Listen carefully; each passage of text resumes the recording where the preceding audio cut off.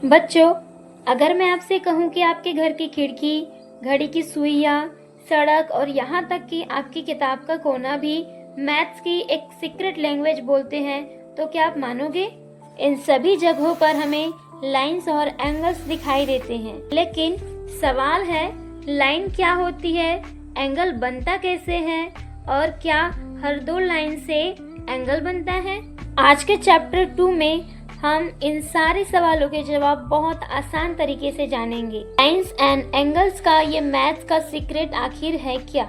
जब हम सड़क पर चलते हैं तो सड़क के किनारों पर क्या दिखाई देती हैं? लाइंस। और जब हम स्केल से सीधी लाइन खींचते हैं तो वह कैसी होती है? स्ट्रेट लाइन होती है।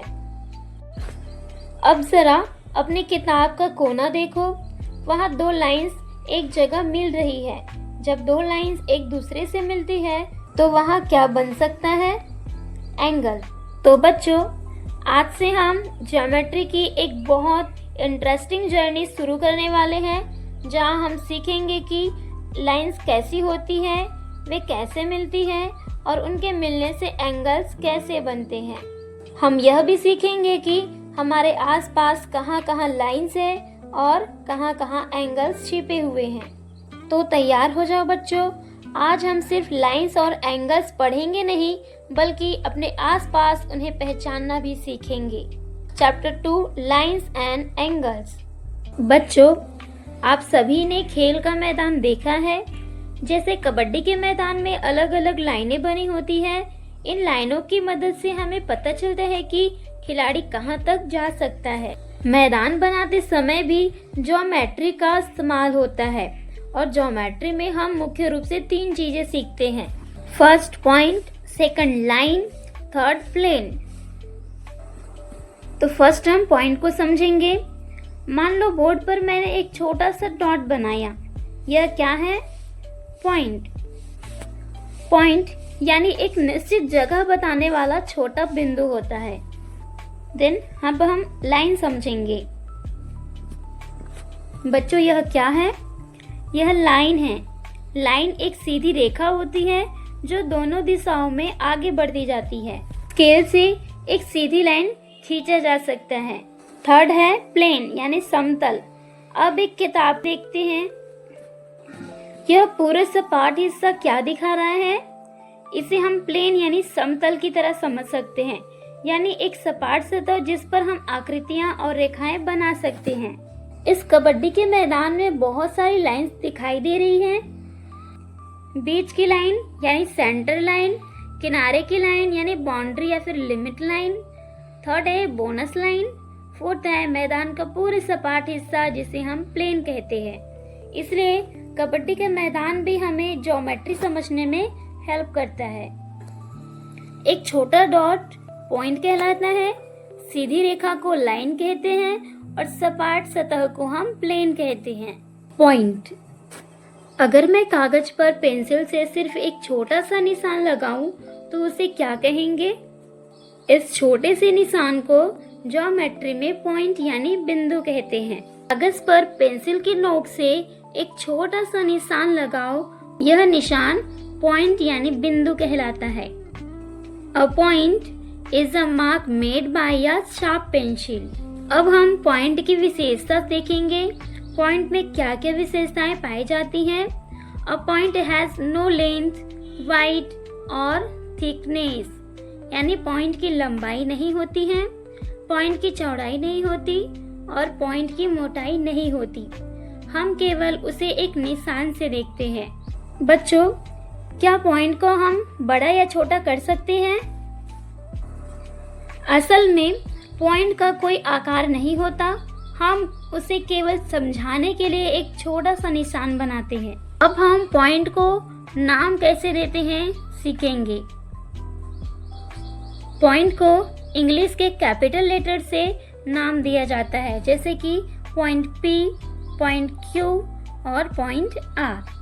Capital letters are used to name points. अपनी नोटबुक में 3 अलग अलग पॉइंट्स बनाओ, फिर उनके नाम रखो A, B और C। तो यहाँ पर हो जाएगा पॉइंट A, पॉइंट B और पॉइंट C। अब हम पॉइंट का उपयोग करके अलग अलग सिटीज को मैप पर दिखाएंगे। फर्स्ट पॉइंट है पुणे, मुंबई, नासिक, नागपुर, कोल्हापुर और सतारा। मैप पर किसी शहर की लोकेशन को एक पॉइंट यानी बिंदु से दिखाया जा सकता है।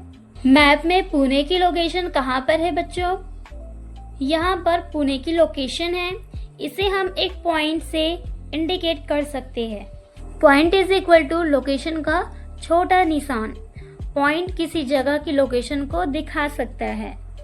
नेक्स्ट है लाइन। अगर हम सीधी सड़क पर चलते जाएं तो क्या सड़क हमेशा थोड़ी दूर जाकर खत्म हो जाएगी? गणित में ऐसी सीधी रेखा की कल्पना करो जो दोनों दिशाओं में लगातार आगे बढ़ती जाती है और कभी खत्म नहीं होती। इसे लाइन कहते हैं। लाइन कभी खत्म नहीं होती, ये आपको याद रखना है। तो बच्चों, लाइन क्या होती है? लाइन एक सीधी रेखा होती है जो दोनों दिशाओं में अनंत तक जाती है। चित्र के दोनों सिरों पर एरो बने हैं। इसका मतलब लाइन इस तरफ भी आगे जाती है और लाइन उस तरफ भी आगे जाती है, इसलिए लाइन की कोई निश्चित शुरुआत या अंत नहीं होता। दोनों तरफ एरो है यानी लाइन अनंत है। सेकंड चित्र में हम देखेंगे लाइन में कितने पॉइंट्स होते हैं।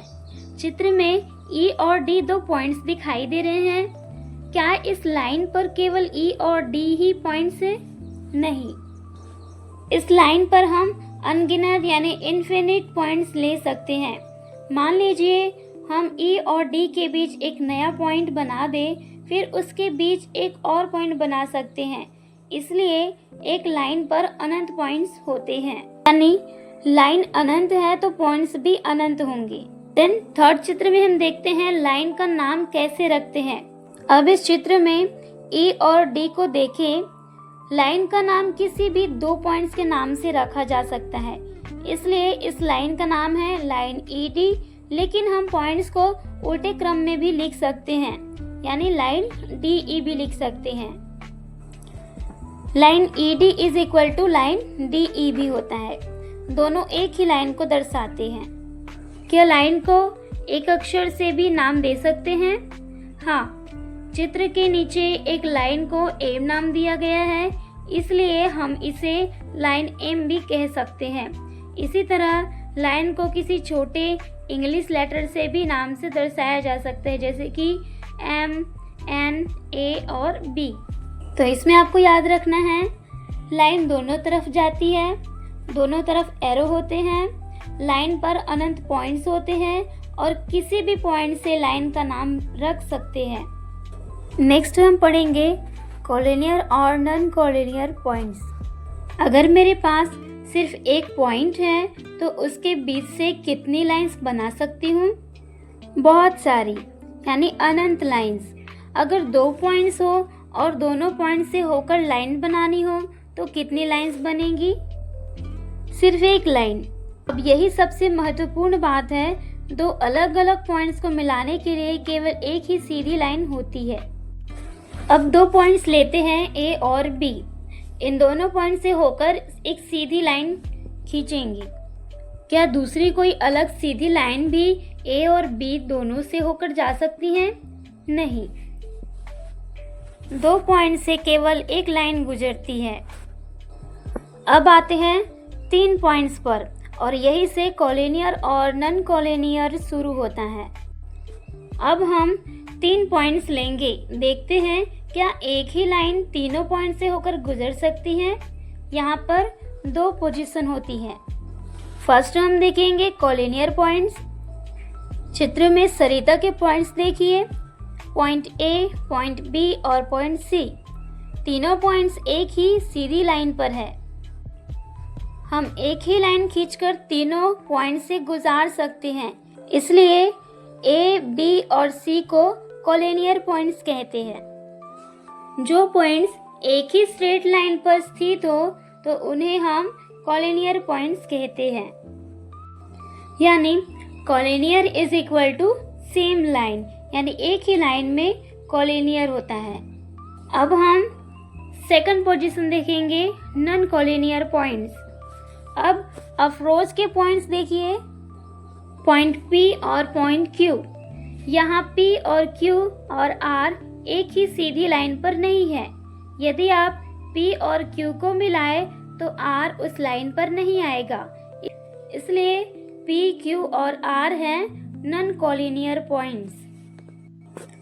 जो 3 या फिर 3 से अधिक पॉइंट्स एक ही स्ट्रेट लाइन पर स्थित ना हो उन्हें नॉन कॉलिनियर पॉइंट्स कहते हैं। और इसे आप इस तरीके से याद रख सकते हैं, non collinear is equal to not same line, यानी एक ही लाइन में नहीं होते हैं नॉन कॉलिनियर पॉइंट्स। यहाँ पर सरिता A, B और C एक ही लाइन पर है और इसलिए कॉलिनियर पॉइंट्स है और तीनों से होकर एक लाइन खींची जा सकती है। देन हम अप्रोच के में देखते हैं तो P, Q, R एक ही लाइन पर नहीं है, इसलिए यहाँ पर नॉन कॉलिनियर पॉइंट्स है और तीनों से होकर एक ही लाइन नहीं खींची जा सकती। अब चित्र में नीचे 3 चिड़िया दिखाई दे रही है। देखो तीनों चिड़िया कहाँ बैठी हैं? एक ही केबल पर। अगर हम तीनों बर्ड्स के स्थान पर 3 पॉइंट्स बना दे तो क्या तीनों पॉइंट्स को एक ही सीधी लाइन पर रखा जा सकता है? हाँ। कॉलिनियर पॉइंट्स क्या होते हैं? चित्र में बाईं तरफ तीनों बर्ड्स एक ही केबल पर बैठी है। इसी तरह अगर 3 या 3 से अधिक पॉइंट्स एक ही स्ट्रेट लाइन पर हो तो उन्हें कॉलिनियर पॉइंट्स कहते हैं। अब दाईं तरफ 3 बर्ड्स है। क्या तीनों एक ही केबल पर बैठी हैं? नहीं।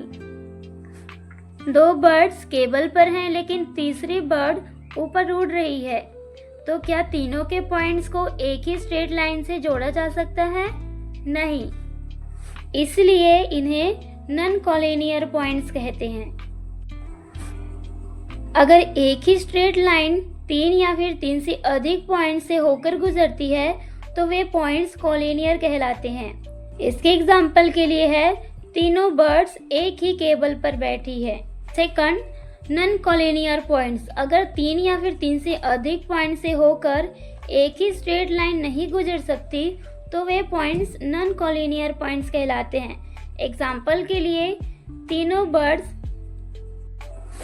एक ही लाइन पर नहीं बैठी है, यानी तीसरा पॉइंट लाइन से बाहर है, तो इसे हम नॉन कॉलिनियर पॉइंट्स कहते हैं। प्लेन यानी समतल। बच्चों, इस टेबल का ऊपर वाला हिस्सा कैसा है? उबड़ खाबड़ या फिर सपाट है? तो यहाँ पर सपाट है। अब ब्लैक बोर्ड की तरफ देखिए, ब्लैक बोर्ड की सतह कैसी है? तो फ्लैट है। ज्योमेट्री में ऐसी सपाट सतह को हम प्लेन की कल्पना समझने के लिए इस्तेमाल करते हैं। प्लेन क्या होता है? प्लेन एक फ्लैट सरफेस है जो हर दिशा में अनंत तक फैली हुई मानी जाती है। चित्र में प्लेन के चारों तरफ एरोस बने हैं और इस एरोस का मतलब है प्लेन इस तरफ भी आगे जाता है और प्लेन उस तरफ भी आगे जाता है, ऊपर भी और नीचे की तरफ भी। अर्थात प्लेन की कोई सीमा यानी बाउंड्री नहीं होती। चित्र में टेबल की ऊपर वाली सतह और ब्लैक बोर्ड की सतह दोनों फ्लैट सरफेस है, लेकिन एक महत्वपूर्ण बात, असली टेबल या फिर ब्लैक बोर्ड की सीमा होती है। मैथमेटिक्स में प्लेन को हम ऐसा फ्लैट सरफेस मानते हैं जो हर दिशा में अनंत तक फैला हुआ है। प्लेन को कैसे दिखाते हैं? चित्र में प्लेन को एक 4 कोण वाले सपाट आकार जैसा दिखाया है। उसके चारों ओर एरोस है, यानी प्लेन आगे की ओर एरोस है। प्लेन को एरो से इंडिकेट किया गया है, यानी प्लेन का चित्र छोटा हो सकता है लेकिन प्लेन वास्तव में इन्फिनिट माना जाता है। प्लेन का नाम कैसे रखते हैं? चित्र में प्लेन का नाम प्लेन ई है। यहाँ ई एक कैपिटल लेटर है। प्लेन को कैपिटल लेटर से इंडिकेट करते हैं। आप पॉइंट, लाइन और प्लेन को एक साथ ऐसे याद कर सकते हैं। पॉइंट है, एक स्थान बताता है। लाइन है, एक सीधी रेखा है जो दोनों दिशाओं में इन्फिनिट जाती है। और प्लेन को फ्लैट सरफेस कहते हैं जो हर दिशा में इन्फिनिट जाता है। यानी पॉइंट एक जगह, लाइन दो तरफ और प्लेन हर तरफ। देन नेक्स्ट हम पढ़ेंगे सेगमेंट यानी रेखाखंड। बच्चों, लाइन कहाँ खत्म होती है? कहीं नहीं। लाइन दोनों तरफ अनंत तक जाती है, लेकिन अगर हम लाइन का सिर्फ एक छोटा सा हिस्सा लें जो दो पॉइंट्स के बीच हो तो उसे क्या कहेंगे?